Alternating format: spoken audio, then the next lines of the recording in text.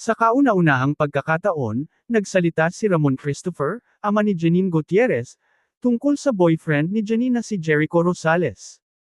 Hindi naman lingid sa kaalaman ng marami, ang relasyon ngayon nina Echo at Janine, dahil makikita sila sa social media, sa mga photo at video na ibinabahagi ng dalawa, na sobrang sweet sa isa't isa. Marami pa nga ang nagsabi, na sa umpisa lang naman sweet at pag nagtagal ay maghihiwalay din, katulad ng ibang artista.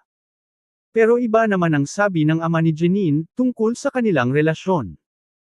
Sa panayam ng media kay Monching sa naganap na red carpet premiere ng bago niyang pelikula, ang Breaking the Silence, last January 10, ay nahingan siya ng reaksyon about Jericho na karelasyon nga ng anak niya na si Janine.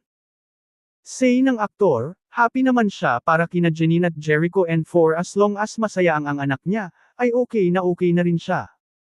Going strong umano at mas nagiging solid pa ang relasyon nina Echo at Janine at marami ang nagsasabi na mukhang pangmatagalan na ang kanilang love story. Aniya, ako kasi basta happy siya, happy ako. Ganoon lang ako. Walang akong kay si ganito, kay si ganoon, ani Monching. Kwento pa ng aktor, kararating lang nila mula sa isang bakasyon kasama ang kanyang pamilya.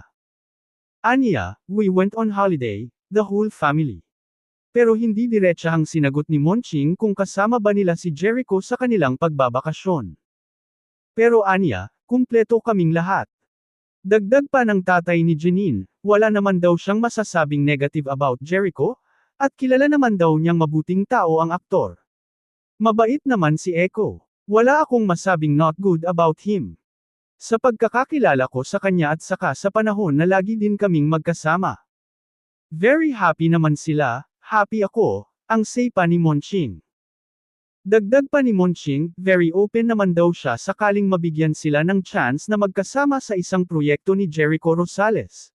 Ani pa ni Monching, huwag lang umanong sakta ni Jericho ang anak niya, at kung hindi na niya ito mahal si Janine, mas mabuti raw na isauli na lang ang anak niya o babawiin na lang niya si Janine sa kamay ni Jericho.